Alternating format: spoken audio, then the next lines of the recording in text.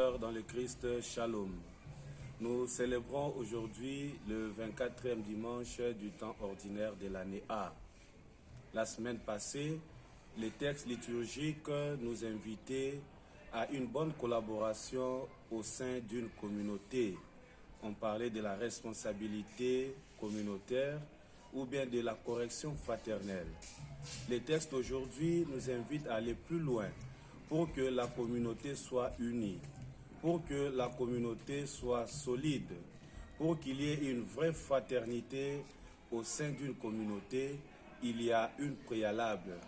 Il faut qu'il y ait au sein de cette communauté le pardon. Le pardon doit régner. Apprendre à pardonner à l'autre. Donner et recevoir le pardon. En anglais, le terme pardon, c'est forgiveness. Ou bien le verbe, c'est to forgive. C'est-à-dire donner encore, pour donner ou donner encore plus. Donc, c'est-à-dire celui qui pardonne, donne encore davantage. Et celui qui donne davantage, reçoit aussi davantage. L'évangile d'aujourd'hui nous surprend un tout petit peu à travers la parabole, l'image ou l'exemple que Jésus donne pour montrer combien le pardon est important dans une famille, dans une société et dans une communauté. Jésus donne la parabole de cet homme qui avait la dette de son patron. Mais voilà, le patron plutôt lui a accordé les pardons. Mais lui, à son tour, il a refusé d'offrir aussi le pardon à son prochain, à son collègue. Et pourtant, il avait une grande dette envers son chef.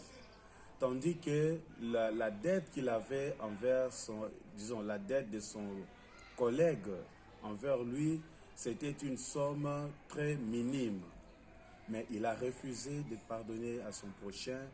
Il a exigé à ce que son prochain puisse payer sa dette.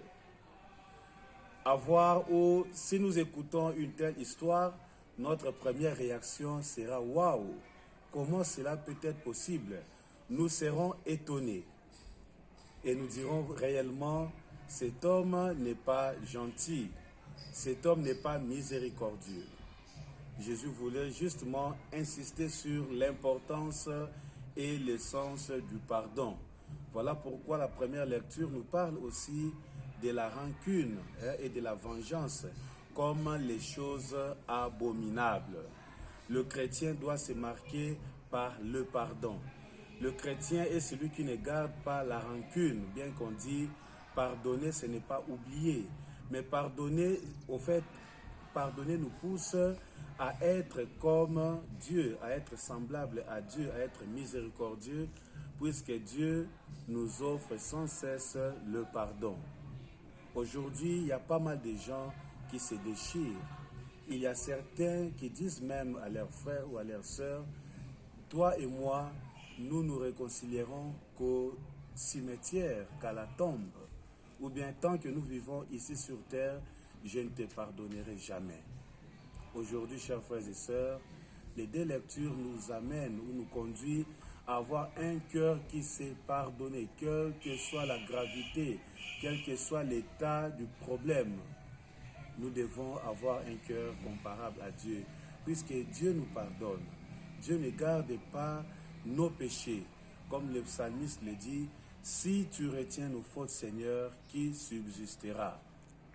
La deuxième lecture nous invite à la tolérance, nous invite à la compréhension, nous invite à ce que nous pouvons appeler en termes sportifs le fair play. Apprendre à comprendre les autres, comprenons l'incompréhension des autres, comprenons les faiblesses des autres. Et si nous agissons ainsi, nous serons réellement les enfants de Dieu. Mon frère, ma sœur, regarde dans ton cœur, fais une introspection ou faisons une introspection, regardons encore les personnes envers qui nous gardons la haine, nous gardons la rancune ou l'esprit de vengeance.